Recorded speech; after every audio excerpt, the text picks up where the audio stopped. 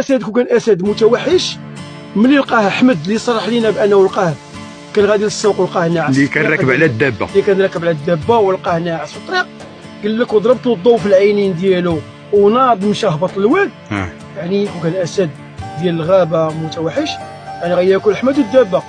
طبيعه الحال. اذا كنكتشفوا هنا بان الاسد اذا كان بصح اسد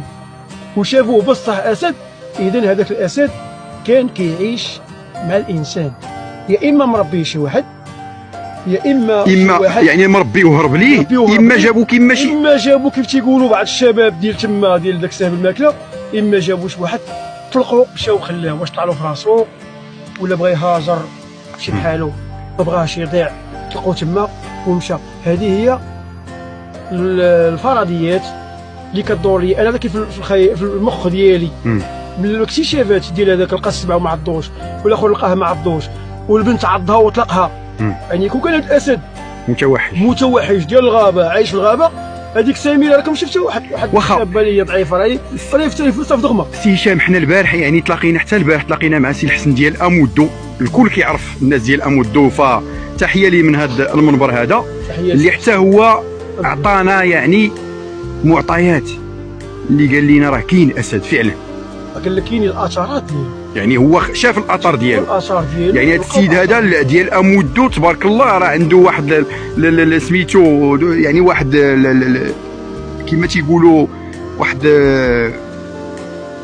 تقنيات، واحد الخبره، واحد خبره اكتسب خبره في برنامج ديال امودو، كيبحثوا على الذئاب، كيبحثوا على الثعالب. ديجا هو اصلا البحث على النمار، بحث على الاسود اطلس، ولكن ملي التقينا معاه وهضر معنا وقال لنا بانه لقى الاثارات ديال الاسد، لهذا اللي هو مازال هنايا بالدور ديالو كيرمي الفخاخ ديالو اللي هما عباره عن كاميرات، حط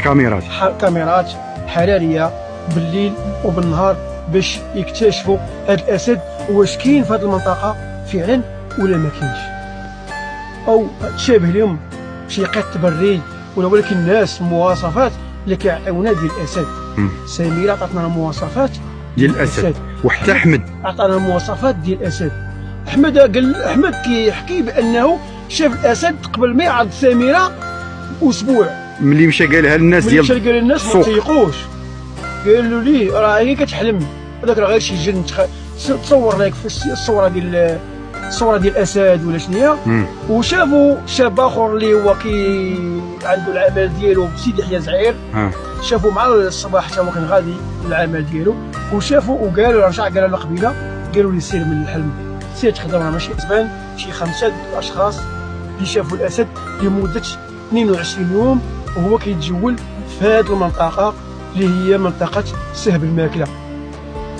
كيتسارى في نفس الغابه اللي حنا قرابين ليها دابا، حتى تفاجئوا بانه هجم على سميره. ملي هجم على سميره وعضها وما كلاهاش، اذا غيكون هذا مربي، اذا هذا الاسد هذا مربي مع الانسان،